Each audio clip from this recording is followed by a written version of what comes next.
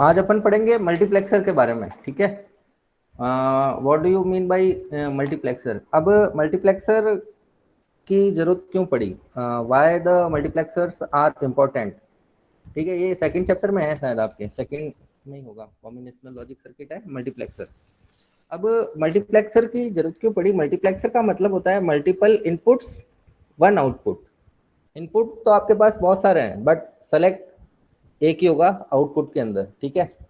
जैसे आप जब फाइनल ईयर में आओगे ना, तो कैंपस प्लेसमेंट आएगा आपके लिए। तो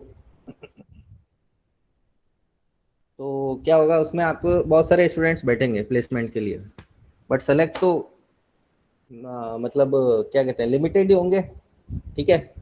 जिसके परसेंटेज 60 अबव होंगे, या फिर बैकलॉग्स 1 या 2 बैकलॉग्स को अलाउ करती है कुछ कंपनीज। तो कुछ लोग ही सेलेक्ट हो पाते हैं कैंपस इंटरव्यू के अंदर, ठीक है। काफ़ी सारी कंपनीज बैकलॉग वाले स्टूडेंट्स को भी अलाउ करती है, वो भी काफ़ी अच्छी अच्छी कंपनीज है।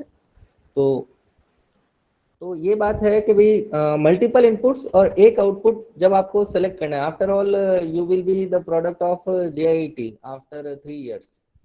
तो आप जब मार्केट में उतरेंगे, तो आपको भी सिलेक्शन के लिए सिलेक्शन कमेटी होती है इंटरव्यू के अंदर, ठीक है। बड़ी बड़ी कंपनीज में क्या होती है, सिलेक्शन कमेटी होती है, जो सेलेक्ट करती है, रिक्रूट करती है स्टूडेंट्स को, कि भाई आप कौन से स्टूडेंट्स ऐसे हैं जो हमारे लिए अच्छा काम कर सकते हैं, ठीक है। तो सेम टू सेम इसमें मल्टीप्लेक्सर में होता है कि भाई एट अ टाइम एक इनपुट सेलेक्ट होता है, ठीक है। तो मल्टीप्लेक्सर क्या करता है बेटा, प्रायोरिटी को डिसाइड करता है।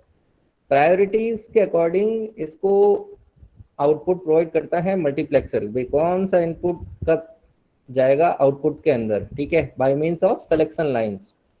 यही होता है, सिलेक्शन कमेटी डिसाइड करती है कौन से स्टूडेंट सेलेक्ट होंगे कंपनी के लिए। तो थोड़ा सा इसमें डिफरेंस है, इसमें सिर्फ एट अ टाइम एक ही आउटपुट आता है एज पर the combination of selection lines. तो सबसे पहले कॉम्बिनेशनल, कोई भी आप अगर कॉम्बिनेशनल लॉजिक सर्किट को डिजाइन कर रहे हो, ठीक है, आप किसी भी कॉम्बिनेशनल सर्किट को डिजाइन कर रहे हो, तो सबसे पहले आपको बनाना है उसका ब्लॉक डायग्राम। सबसे पहले आपको क्या बनाना है, block diagram. The first step for designing the combinational logic circuit will to draw its block diagram. तो सबसे पहले अपन इसका बनाएंगे ब्लॉक डायग्राम। ये इसका ब्लॉक डायग्राम बना हुआ है, ऐसे ही बनाना है आपको block diagram. There are two inputs shown here, I0 and I1, one selection line that is S and one output line that is Y। सही है यहाँ तक। अब देखो, ये लिखा हुआ है यहाँ पे मक्स लिखा हुआ है, मक्स की मल्टीप्लेक्सर की शॉर्ट फॉर्म लिखी हुई है। यहाँ पे आप मक्स भी लिख सकते हो, या फिर 2:1 मल्टीप्लेक्सर भी यहाँ पे आप लिख सकते हैं। 2:1 मल्टीप्लेक्सर कुछ भी लिख सकते हो, दोनों में से दोनों ही करेक्ट है, मक्स या फिर 2x1 मक्स। ये तो है बेटा इसका ब्लॉक डायग्राम। अब ये जो सिलेक्शन लाइन दिख रही है ना, एस, ये डिसाइड करेगी आउटपुट में क्या जाएगा, ठीक है। ये डिसाइड करेगी आउटपुट में कौन सा इनपुट सेलेक्ट होगा, I0 होगा या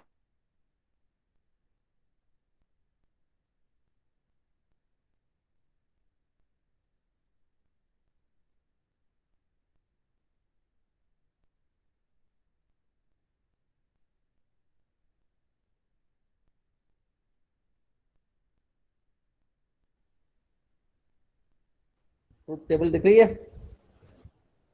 अब ट्रुथ टेबल देखो बेटा, सिलेक्शन लाइन अगर लो है ना, लो का मतलब 0 है, तो इनपुट सेलेक्ट होगा I0। और सिलेक्शन लाइन अगर 1 है, तो इनपुट सेलेक्ट होगा I1, ठीक है।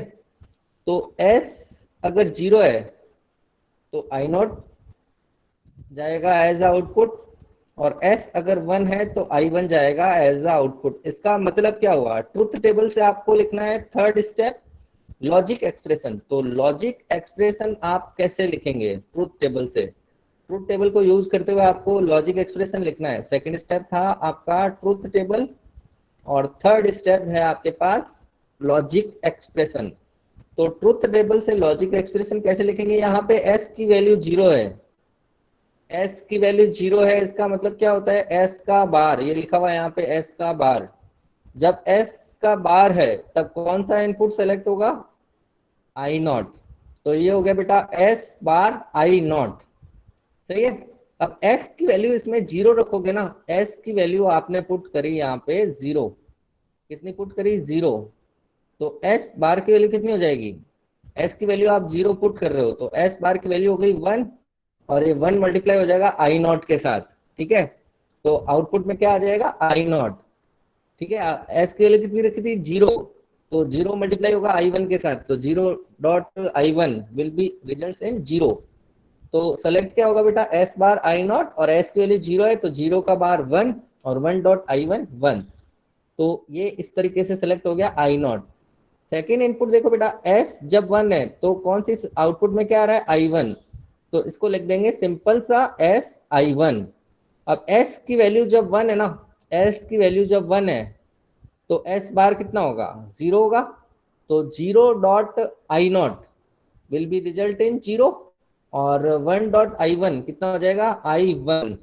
तो आप जीरो इसमें देंगे आई एस की वैल्यू, तो आपका आउटपुट आएगा आई नॉट, और अगर s की वैल्यू आप यहाँ पर दे रहे हैं वन, तो आपका आउटपुट आएगा आई वन।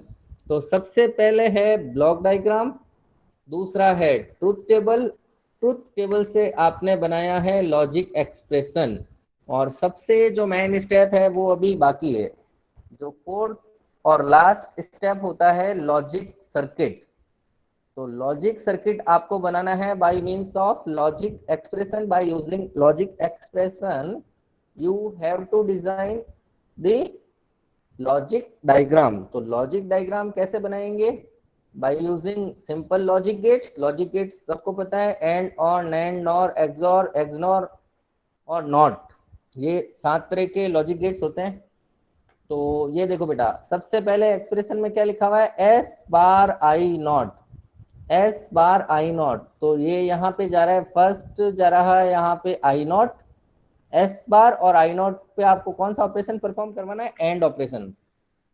तो एंड गेट जो फर्स्ट वाला है उसमें यहाँ पे इनपुट जा रहा है आई नॉट, और ये देखो बेटा एस, यहाँ पे एस जा रहा है, और ये नॉट गॉट गेट से पास होते ही यहाँ पे वैल्यू कितनी हो गई, एस बार, तो यहाँ पे इसकी वैल्यू हो गई एस बार। तो फर्स्ट नंबर एंड गेट का आउटपुट आ गया आपके पास एस बार आई नॉट, सही है यहाँ तक, S bar I not. Next next आपके पास लॉजिक एक्सप्रेशन का सेकंड मिन टर्म है, इसको मिन टर्म कहते हैं, क्या कहते हैं, minterm. S I one product of sum term है, ये ध्यान रखना। तो ये देखो बेटा, यहाँ पे क्या आ रहा है एस, ये यहाँ पे क्या आ रहा है एस, ये यहाँ से जा रहा है ना एस, तो एस एज इट इज जा रहा है, और यहाँ पे जा रहा है आई वन, आई वन। तो ये हो गया एंड गेट नंबर टू। तो इसका आउटपुट कितना हो गया बेटा, S I one, S I one. अब देखो बेटा यहाँ पे प्लस लिखा हुआ है, लॉजिक एक्सप्रेशन में क्या लिखा हुआ है, S bar I not plus S I one. तो प्लस का मतलब क्या होता है, और ऑपरेशन, तो इन दोनों को अपन कर देंगे और ऑपरेशन में। तो यहाँ पे और ऑपरेशन का इनपुट आ गया, और लॉजिक गेट का इनपुट आ गया एस बार आई नॉट, और यहाँ पे आ गया एस आई वन। इन दोनों को आप ऐड कर दो तो हो गया S bar I not plus S I one, जो कि इक्विवेलेंट है वाई के।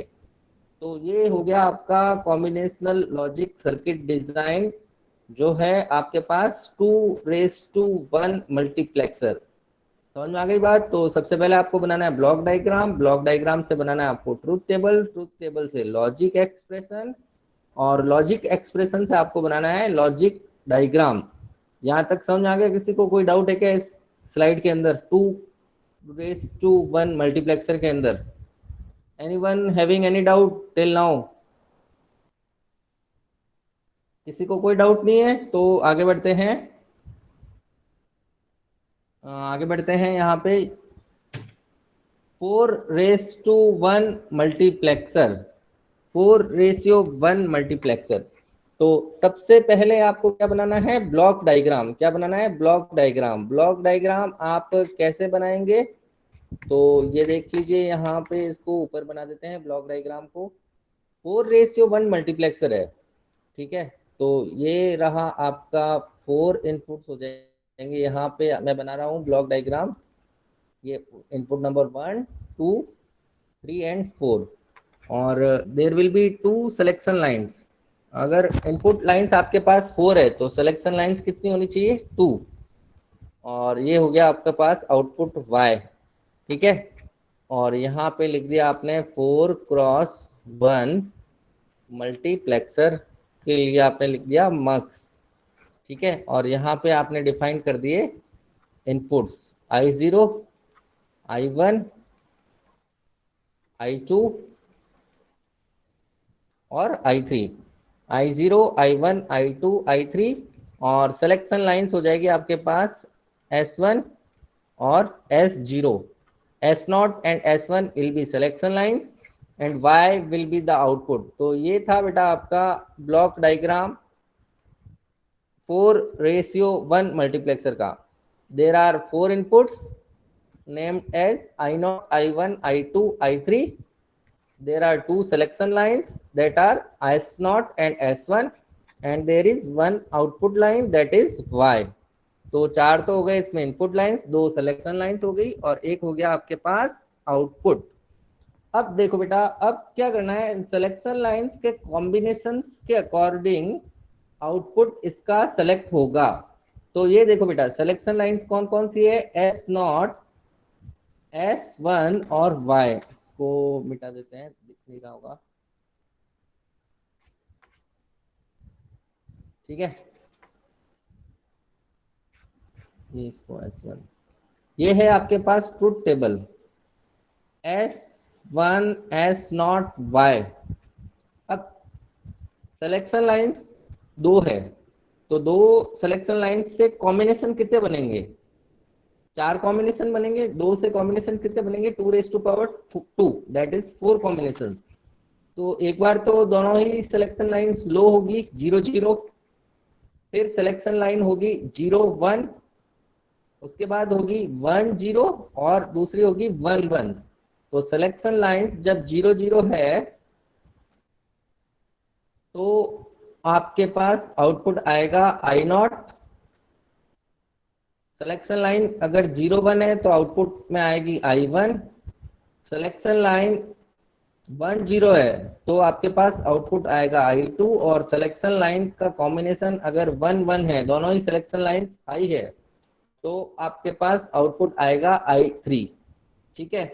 अब इससे आपको लिखना है लॉजिक एक्सप्रेशन।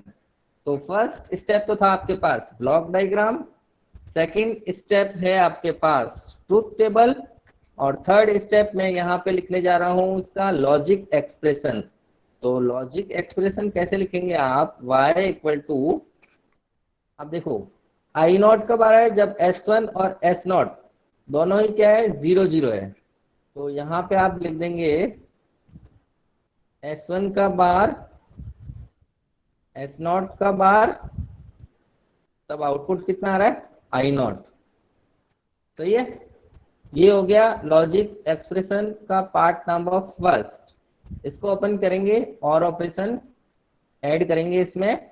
I1 कब आ रहा है बेटा इसका आउटपुट? I1 कब आ रहा है? जब S1 तो 0 है, जब S1 की वैल्यू 0 है और S0 एज इट इज है, तो यहाँ पे आ जाएगा S1 का bar S0 as it is, S0 as it is, और यहाँ पे आ गया I1। यहाँ पे क्या आ गया? I1।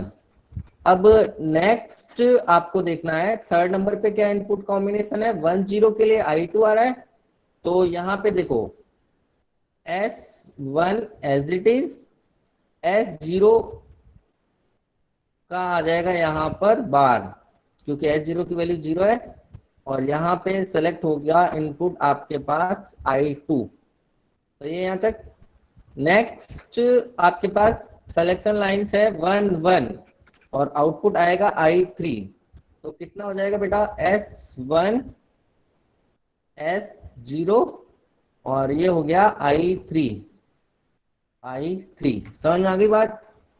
तो ये है आपका logic expression, combinational logic circuit design का स्टेप नंबर 3। फर्स्ट स्टेप था ब्लॉक डायग्राम, सेकंड स्टेप है ट्रूथ टेबल, थर्ड स्टेप है लॉजिक एक्सप्रेशन। अब फोर्थ स्टेप क्या है इसका? लॉजिक डायग्राम ड्रॉ करना है आपको। क्या ड्रॉ सर करना है? हाँ बेटा बोलो। सर इसमें जो आपने एक्सप्रेशन लिखा है ना सर, इसमें सेकंड वाले में एस नॉट पे बार आएगा ना I1 के साथ, और थर्ड में S1 पे बार आएगा I2 के साथ। अच्छा इसमें नहीं, देखो, ठीक है सर। हाँ ठीक है सर। और ना कि हाँ हाँ। ट्रूथ टेबल के हिसाब से लिखा है मैंने तो इसमें देखो, ठीक है ना, ये बाहर हट गया इसके, ये नीचे लिख देते हैं इसको। हाँ मैंने ट्रूथ टेबल के हिसाब से लिखा है। वैसे आप S0 और S1 को एक्सचेंज कर सकते हो, ठीक है, एज पर योर कन्वीनियंस। ये ध्यान रखना, आप जरूरी नहीं कि S1 और I2 और I1 के लिए आप एक्सचेंज कर सकते हो S1 और S0 को, ठीक है, आपकी कन्वीनियंट के हिसाब से। जो ओके आप सर। सेलेक्ट, हाँ जो आप सेलेक्ट कर रहे हो ना, उसके हिसाब से फिर आपको लॉजिक सर्किट डिजाइन करना है, ठीक है। तो लॉजिक सर्किट अपन डिजाइन कर रहे हैं इससे। सबसे पहले क्या है, S1 का बार, S0 का बार और I0। तो बेटा ये जो बार वाले जो जितने भी होते हैं ना, जिसमें बार होता है नॉर्मली S1 और S0 के अंदर बार है, तो अपन क्या करते हैं, सबसे पहले नॉट गेट इसके ऊपर इनपुट कर देते हैं। तो यहाँ पे जो S1 है, तो यहाँ से तो जा रहा है S1 और यहाँ से जाएगा S1 का बार, ठीक है। ताकि एक ये स्टैंडर्ड तरीका है किसी भी लॉजिक, कॉम्बिनेशनल लॉजिक सर्किट को ड्रॉ करने का, ठीक है। उसके बाद यहाँ से जा रहा है आपके पास S0, ठीक है, और यहाँ से जा रहा है आपके पास S0 का बार। ये आपने नॉट गेट लगा दिया, तो नॉट गेट का आउटपुट सबको पता है इन्वर्टर का काम करता है। तो ये एस नॉट का बार हो गया, S1 का बार हो गया। अब देखो I0 कब सेलेक्ट हो रहा है? जब S1 S0 दोनों के ऊपर बार है। तो फर्स्ट वाले एंड गेट में देखना आपको, सबसे पहले तो है आपके पास I0 जो सबसे ऊपर वाला इनपुट जा रहा है, और सेकंड वाला इनपुट क्या है आपके पास? S1 का बार। ये देखो S1 का बार आ रहा है यहाँ से, ये S1 का बार है सेकंड नंबर इनपुट, और थर्ड नंबर इनपुट क्या है? S0 का बार, S0 बार। तो ये हो गया S0 बार। तो फर्स्ट नंबर एंड गेट का आपको आउटपुट क्या मिलेगा? S1 का बार, S0 का बार और I0। सही है यहाँ तक? फिर है आपके पास एंड गेट नंबर 2, जिसका आउटपुट आना चाहिए S1 का बार और S0 एज इट इज। तो सबसे पहले आप देखो बेटा, यहाँ पे आ रहा है I1, तो ये आ गया यहाँ पे I1 एज इट इज। उसके बाद यहाँ पे क्या आ रहा है? S1 का आएगा बार, तो S1 का बार यहाँ से आ रहा है सेकंड नंबर इनपुट के अंदर, और थर्ड नंबर क्या है? S0 एज इट इज है। तो S0 ये एज इट इज यहाँ पे चला जाएगा। तो यहाँ पे इसका आउटपुट कितना हो गया? S1 का bar, S0 as it is, और यहाँ पे आ गया I1, यहाँ पे आ गया I1। सही है यहाँ तक? थर्ड इनपुट है आपके पास, थर्ड एक्सप्रेशन S1 S0 का बार और I2, ये एंड गेट नंबर थर्ड। ये I2 आपके पास सबसे ऊपर आ रहा है। उसके बाद क्या लिखना है आपको? S1। तो ये रहा आपका S1, जो सेकंड नंबर लाइन है वो S1 को डिनोट कर रही है, देख लेना आप लास्ट में जाके। ये देखो ये S1 यहाँ से आ रहा है, और सेकंड इनपुट कौन सा है? लास्ट इनपुट S0 का बार, तो ये है S0 का बार, थर्ड नंबर इनपुट। तो इस एंड गेट का ऑपरेशन का आउटपुट कितना हो जाएगा बेटा? S1 as it is, S0 का बार, और ये हो गया आपके पास यहाँ पे I2। यहाँ पे कितना हो गया? I2। सही है यहाँ तक? अब लास्ट, इसको येलो कलर दिखेगा नहीं, वैसे ट्राई करते हैं। S1 S0 I3। तो सबसे पहले यहाँ पे है I3, उसके बाद S1, ये देखो S1 यहाँ से आ रहा है एज इट इज, और S0 यहाँ से एज इट इज आ रहा है। तो एंड गेट नंबर 4 का आउटपुट कितना हो जाएगा बेटा? S1 S0 I3। S0 S1 I3, ये जो चारों आउटपुट आए ना एंड गेट्स के, इन चारों के चारों आउटपुट्स को और ऑपरेशन परफॉर्म करा के ऐड करेंगे तो आपको क्या मिलेगा, output y। y that is equal to S1 bar S0 bar I0 plus S1 bar S0 I1 plus S1 S0 bar I2 plus S0 S1 I3। समझ में आ गई बात। तो सबसे पहले आपको इसमें same to same procedure follow करना है जो आपने 2x1 मल्टीप्लेक्सर में किया था। सबसे पहले आपको ड्रॉ करना है ब्लॉक डायग्राम, ब्लॉक डायग्राम के बाद आपको बनानी है ट्रुथ टेबल, ट्रुथ टेबल के बाद आपको ड्रॉ कर लिखना है इसका लॉजिक एक्सप्रेशन, और लॉजिक एक्सप्रेशन के बाद आपको बनाना है लॉजिक डायग्राम। लॉजिक डायग्राम के नंबर हाईएस्ट होते हैं बेटा। अगर आपके 10 मार्क्स का क्वेश्चन आएगा ना तो 5 मार्क्स आपके होंगे लॉजिक डायग्राम को बनाने के, ठीक है। और लॉजिक डायग्राम आपने बना दिया और पहले उसके कुछ नहीं लिखा, ट्रुथ टेबल और मल्टीप्लेक्सर, तो कुछ नहीं मिलेगा आपको, ठीक है। वो बनाया तो बनाया कैसे, इसका मतलब आपके रटा हुआ होगा, आप रट के आए हो इसका मतलब। तो ब्लॉक डायग्राम ट्रुथ टेबल के भी ये ना इसका जो बाइफर्क्स है ना बेटा, ये जो डिस्ट्रीब्यूशन ऑफ मार्क्स है, ये मतलब जैसे ब्लॉक डायग्राम बनाए तो आपको 2 मार्क्स मिलेंगे, आरटीयू और बीटीयू है आपके, तो है ना।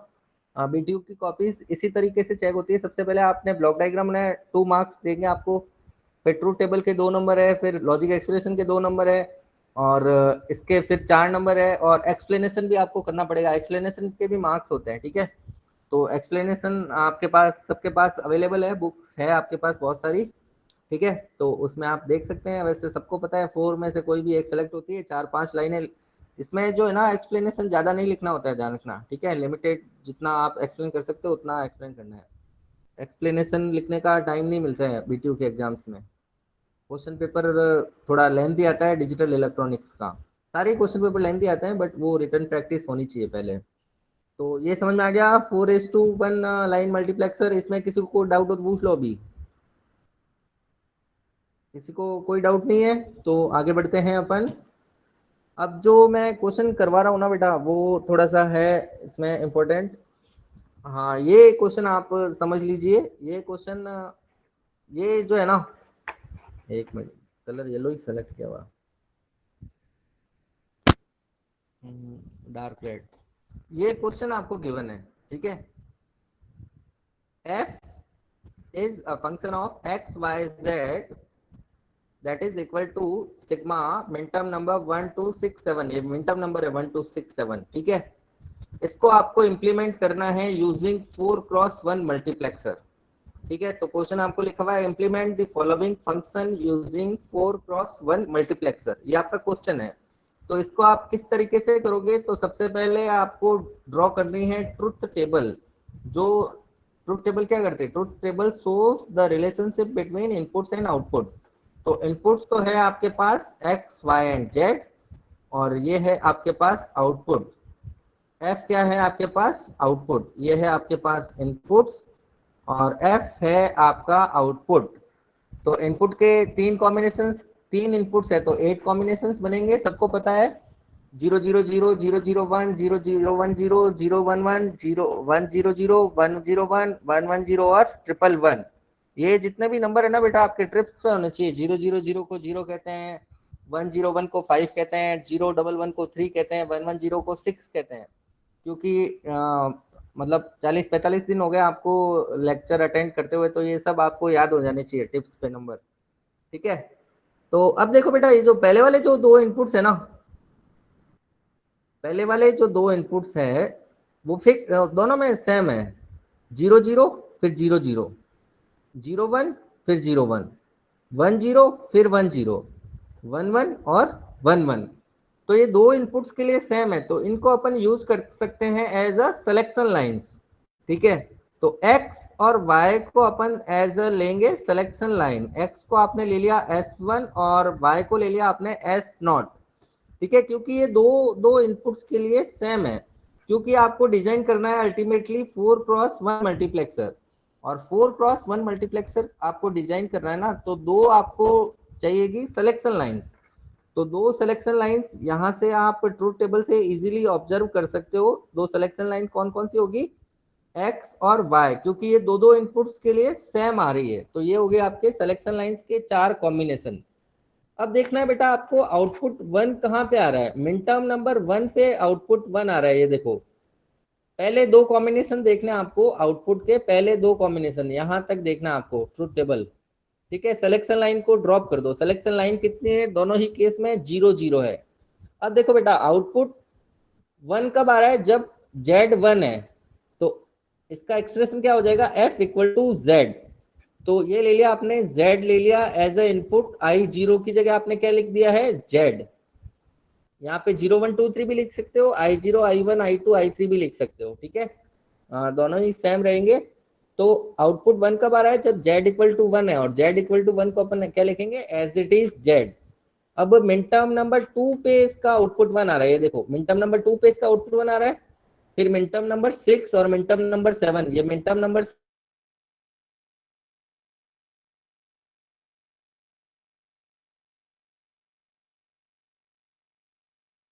सर आपकी आवाज नहीं आ रही। हेलो।